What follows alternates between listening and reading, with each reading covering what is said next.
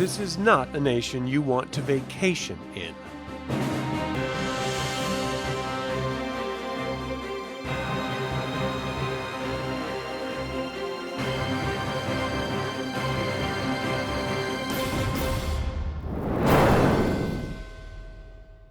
Welcome to another DragonLance Saga episode. My name is Adam, and today we're going to talk about Throt in the War of the Lance era. I'd like to take a moment and thank the DL Saga members and invite you to consider becoming a member by visiting the link in the description below. You can even pick up Dragonlance gaming materials using my affiliate links. I am referencing the Atlas of the Dragonlance World, Tales of the Lance boxed set, and the War of the Lance sourcebook for this information. If I leave anything out or misspeak, please leave a comment below.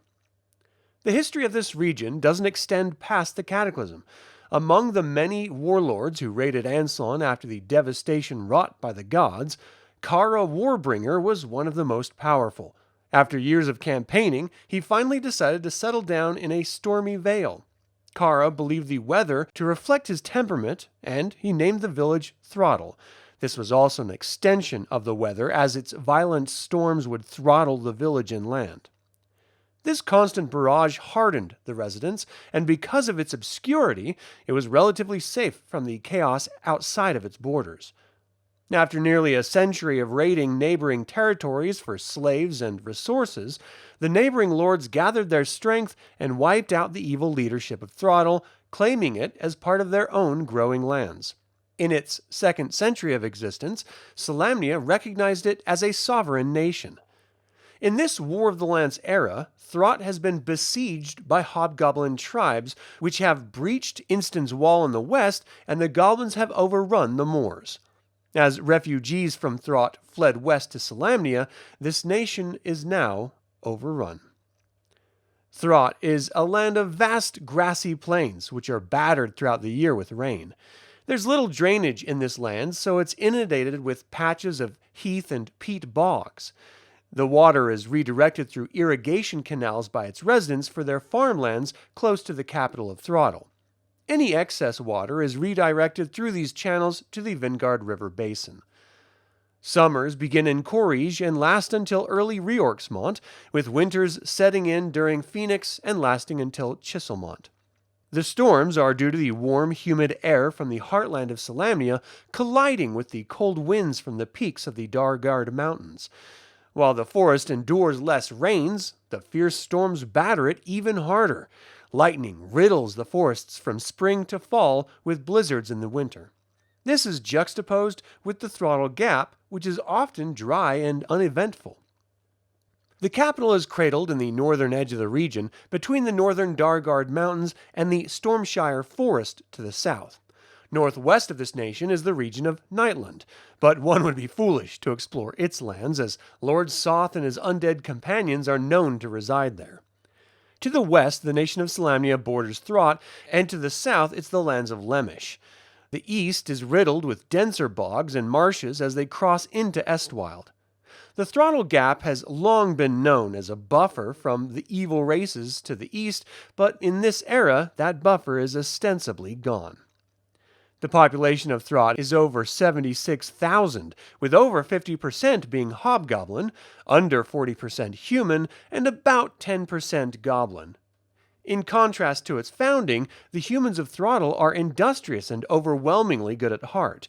Their heritage is a mixture of Istarian and Solamnic, and they have done well with what little they have in this harsh land.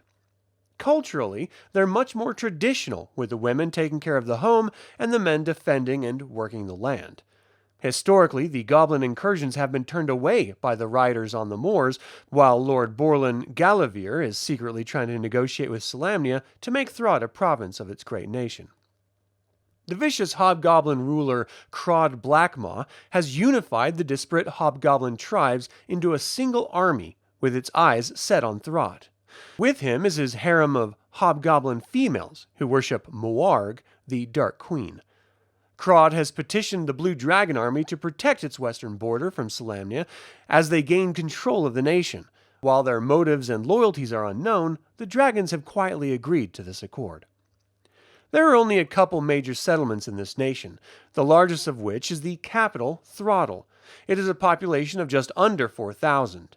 This humble capital was founded by warlords, but it's been refurbished by craftsmen. Its 40 to 50 buildings are connected by dirt roads. The guards stand watch along its wall, which struggles to keep the hobgoblins at bay.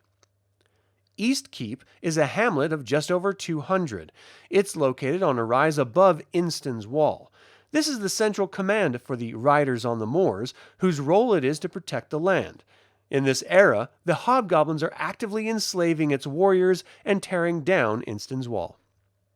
There are a few important sites of note, first of which is Instan's wall. It lies on the eastern border of Throt. It's meant to act as a border to the wildlands and is historically patrolled by the riders on the moors. Stormshire Forest is a dense forest with no paths that run throughout. Those brave hunters who have entered and exited its borders speak of unnatural horrors that lie within. It is dotted with twisted trees, the remnants of lightning strikes, which add to its eerie atmosphere.